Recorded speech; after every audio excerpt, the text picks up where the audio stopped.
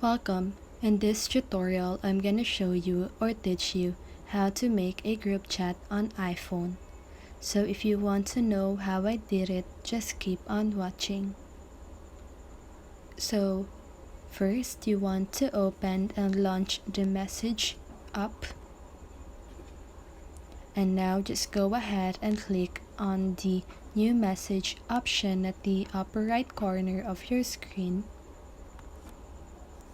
Now just go ahead and add the contacts that you want to add on your group chat. So to do that, you want to click on the plus sign here at the upper right side of your screen. Now just go ahead and choose any contacts that you want. You can add any contacts.